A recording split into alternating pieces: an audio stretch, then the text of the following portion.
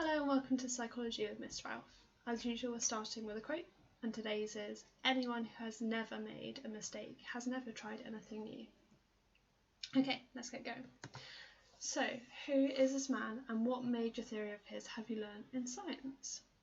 So, hopefully your answer to that is this is Charles Darwin, and the theory that you have learned is the evolutionary theory. And this is going to be really important today because we're going to look at Bowlby's monotropic theory of attachment. And Bowlby's monotropic theory of attachment is an evolutionary theory. So thinking back to what you know about evolution already, you should be able to say that evolution is the idea that our behaviours are based on our need to survive, and that's going to be very important for the reason why we attach.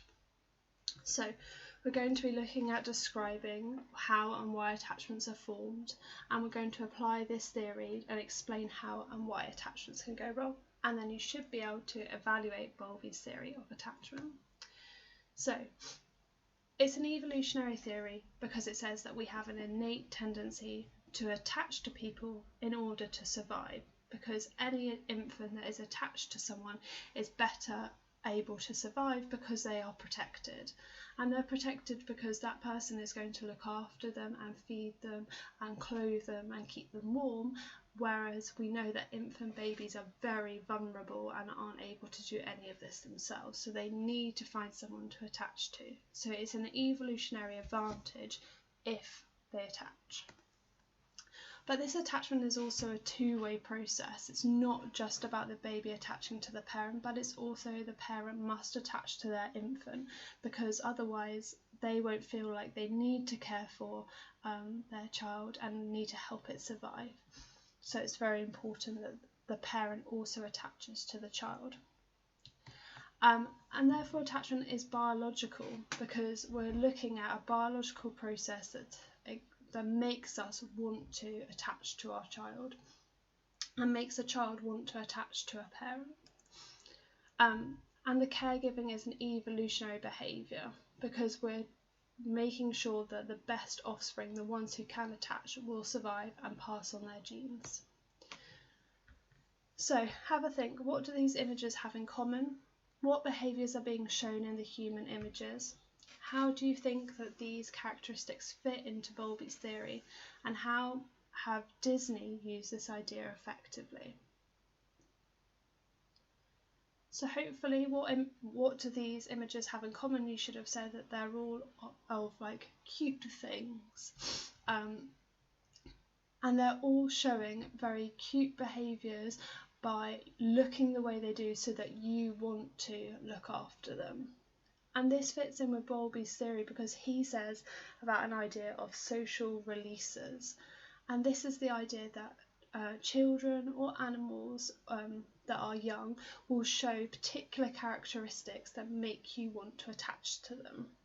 And Disney that use this a lot because they have their children often have like really big eyes in order to make you want to feel empathy for them. So, social releases. Bowlby suggested that babies are born with a set of innate cute features and behaviours. So it's not just about the way that you look, but also about the way you behave. So this could also be the way in which babies cry and coo at their parents, and this makes them want to look after them even more. You might know that, for example, a parent finds it really hard to ignore the cries of a baby, of their own baby especially, but also all babies in general, because they have that innate need inside of them to help them. So as we said, you have physical social releases like having big eyes, a small nose, a small chin. That makes them look cute and therefore you want to look after them. But also it can be behavioural, so it could be the crying that you give off or the cooing. And Bowlby recognises that attachment is a reciprocal process.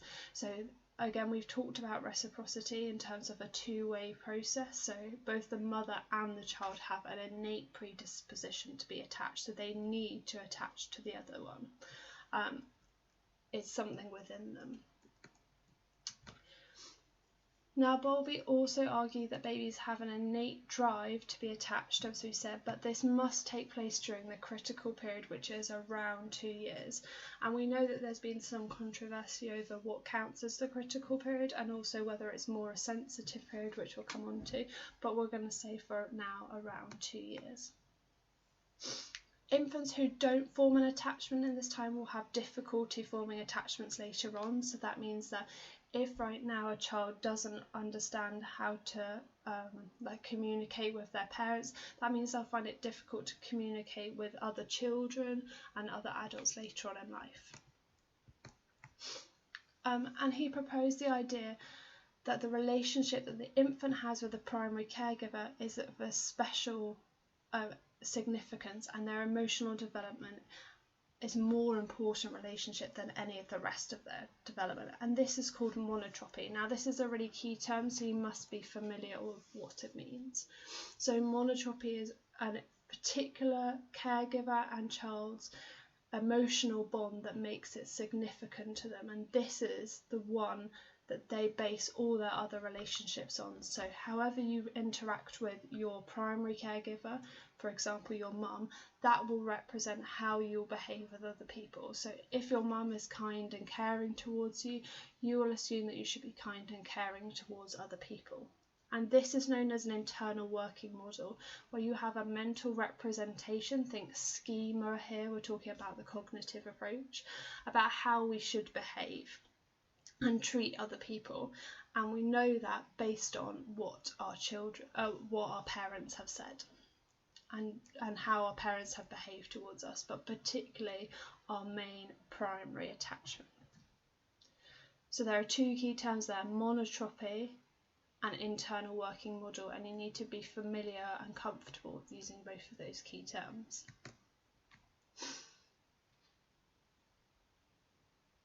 So in order to remember the main key terms, adaptive, social releases, critical period, monotropy, internal working model, you can remember it as a Snapchat makes images.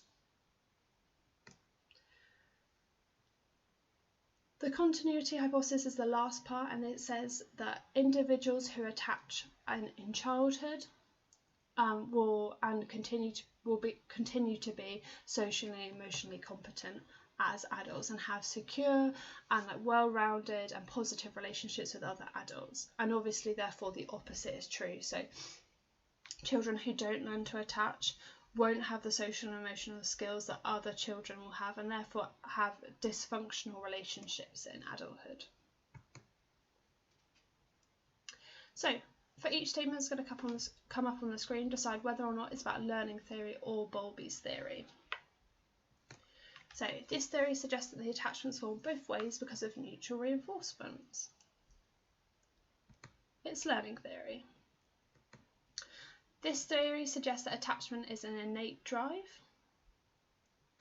It's Bowlby's theory. This theory questioned by the findings of Schaffer and Emerson about babies being attached to mothers even if they were not ones to feed them. Learning theory. This theory suggests that crying and smiling are adaptations for attachment. Bowlby. This theory suggests that early relationships lead to the formation of an internal working model. Bowlby. This theory is called into question by the findings of studies such as Isabella et al. That focus on the need for carers to be sensitive to infants' needs. Learning theory. This theory suggests that babies attach to the primary caregiver as they enjoyed the experience of being close to them. Generally, if we experience something as positive experiences, then we seek to repeat it.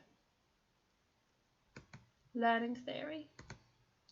This theory is also known as an evolutionary theory of attachment. Bowlby. This theory suggests that babies have an innate set of social releases, e.g. smiling, that they use to activate the caregiver's attachment system. Bowlby. This theory suggests that attachments occur because of the regular association of the two stimuli, e.g. the food and the primary caregiver. Learning theory. So, it might be worth now having a write 5 key points about Bowlby's monotropic theory and ensure you use the key terms to help you.